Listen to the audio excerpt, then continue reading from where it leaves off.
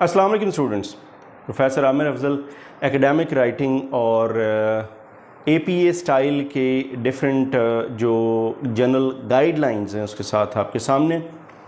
आपको याद होगा कि मैंने लास्ट टाइम ये बताया था कि जो APA स्टाइल है इसमें क्योंकि बहुत सारी चीज़ें हैं जो स्टडी करने वाली हैं इसकी फॉर्मेटिंग में, इसकी राइटिंग स्टाइल, इसके हेडिंग्स, इसके सब हेडिंग्स, इसके रेफरेंसिंग, इन टेक्स्ट साइटेशन, तो इसमें मैंने डिलिबरेटली हर वीडियो छोटी रखी है, यानी एक थोड़ा सा इस तरह से हो कि आप उसको आसानी से समझ सकें और उसको याद कर सकें। तो आज उस सिलसिले की ये दूसरी वीडियो है। पहली वीडियो में मैंने आपको इसके जनरल फॉर्मेटिंग के जो पार्ट्स थे वो बताए थे। टाइटल पेज है, एब्स्ट्रैक्ट है, उसकी हेडिंग, सब हेडिंग्स, इन टेक्स्ट साइटेशन और रेफरेंसिंग जो पेज है। हमने टाइटल पेज बनाना सीखा था लास्ट टाइम। आज दो चीज़ें हम डिस्कस करेंगे इसमें। एक है abstract writing. Abstract last time मैंने बताया था कि एब्स्ट्रैक्ट जो है वो एक आपकी जो आप रिसर्च पेपर आपने लिखा हुआ होता है तो उसकी राइटिंग की आपकी एक समरी होती है, आप समझ लें। ज़रा डिटेल में देख लेते हैं कि एब्स्ट्रैक्ट क्या चीज़ है। Basically it's a brief summary of your findings of what, findings of your research. आपने एक टॉपिक लिया, टॉपिक पे आपने अपना मटेरियल कलेक्ट किया, आपने उसको स्टडी किया, आपने अपने डेटा को एनालाइज किया, एनालाइज करके आपने कुछ फाइंडिंग्स दी। उन फाइंडिंग्स की जो समरी है वो आपकी आती है इस एब्स्ट्रैक्ट के अंदर। और एब्स्ट्रैक्ट कहाँ ज़रूरी है, कहाँ नहीं है, एब्स्ट्रैक्ट के बारे में कहा यह जाता है, डिफरेंट ओपिनियंस हैं, लेकिन एक ओपिनियन ये है कि it is necessary for such papers, research paper where there is a hypothesis is needed. Whenever there is a hypothesis, we develop a hypothesis, so there we need to write an abstract for such research paper. बहरहाल तो abstract जो है ये आपकी brief summary होता है आपके findings का, ख़ास तौर पे जो आपने हाइपोथेसिस दिया होता है। लास्ट टाइम भी बताया था, ये दोबारा मैं बता देता हूँ कि it ranges between 100 to 150 words, generally speaking. Your writing must be objective and it should be written in an impersonal style. Your writing must be objective and in an impersonal style. It should not reflect any subjectivity. Then you have to adopt a just the fact approach. It is not a lengthy one. It is not something which requires a lot of explanation. It requires only brevity. Just the facts, जो एक fact है, जो topic है, जो finding है और जो summary है, यानी आप ये जो 3-4 चीज़ें मैंने बोली हर एक को आपने एक मैक्सिमम 1 and 2 सेंटेंसेस के अंदर आपने इसको लिखना है। So you have to adopt just the fact approach while writing an abstract. Next comes you have to summarise the research questions. हाँ जी, रिसर्च क्वेश्चंस बड़े इंपॉर्टेंट।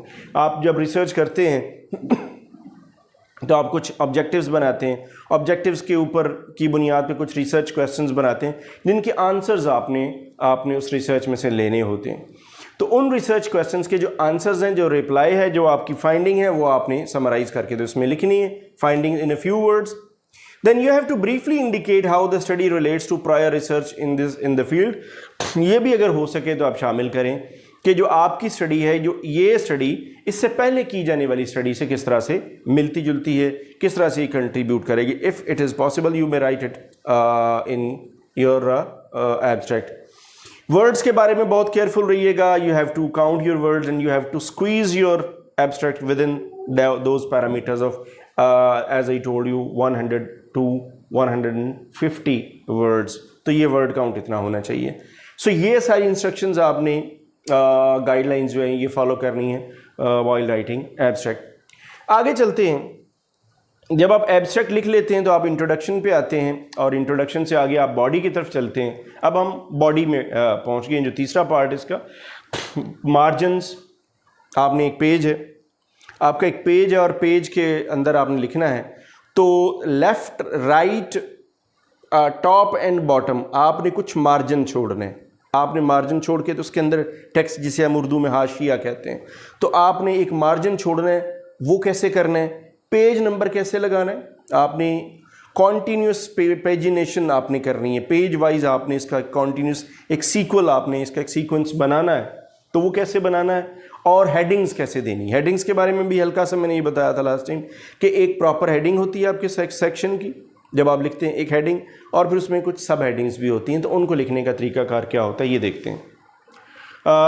अब अगर आते हैं सबसे पहले हम मार्जिन्स पे, तो साइड, टॉप, बॉटम, जो आप दोनों sides right left, top and bottom, आपका जो मार्जिन है वो 1 इंच से ज़्यादा का नहीं होना चाहिए। 1 इंच आपका जो पेज का मार्जिन है while writing, while following the APA style. Double spaced text होनी चाहिए आपकी, जो जब आप लिखते हैं एक लाइन से दूसरी लाइन उसके दरमियान डबल स्पेस और सिंगल स्पेस नहीं होनी चाहिए। You have to enter your the key twice, double spaced होनी चाहिए राइटिंग। स्टैंडर्ड फॉन्ट यूज़ करें, 2 आपके पास फॉन्ट है, न्यू टाइम्स रोमन है या एरियल है, और आपका जो फॉन्ट वर्ड का है वो लेजिबल हो। It may range from 10 to 12 जो फॉन्ट है वो आप रख सकते हैं। Use continuous page number which should appear flush right with in your header, header के फ्लश राइट आपके अपीयर होना चाहिए जब आप लिखते हैं, तो पेज नंबर जो है वो आपका राइट साइड पे नज़र आना चाहिए आपके हेडर के अंदर। कॉन्टीन्यूस पेज नंबर किस तरह से लगाना। सेक्शन हेडिंग्स हैं, जैसे मैंने बताया, सब सेक्शंस हैं, हेडिंग्स हैं with in the body of your paper. अच्छा, हेडिंग्स हैं तो आपने जैसे आपने लिखा एब्स्ट्रैक्ट, एब्स्ट्रैक्ट के बाद आपके ऑब्जेक्टिव्स भी आ सकते हैं, इंट्रोडक्शन आ सकता है, बैकग्राउंड आ सकता है, ऑब्जेक्टिव्स आ सकते हैं, सिग्निफिकेंस आ सकती है।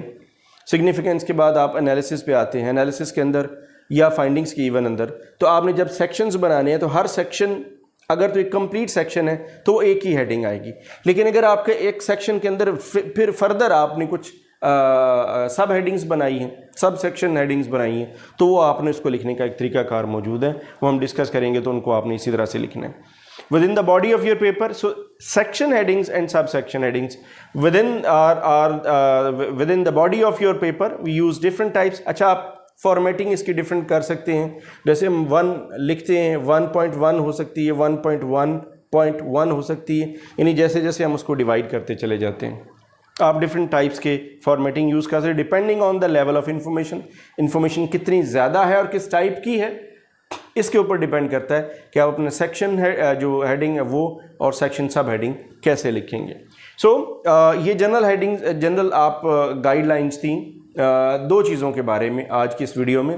पहले मैंने आपको बताया एब्स्ट्रैक्ट के बारे में, और दूसरा कुछ जनरल सी गाइडलाइंस दी हैं मार्जिन्स के बारे में, पेजिनेशन के बारे में और हेडिंग्स के बारे में। अब मज़ीद इनकी डिटेल लेके तो मैं इंशाल्लाह I will come back in next videos.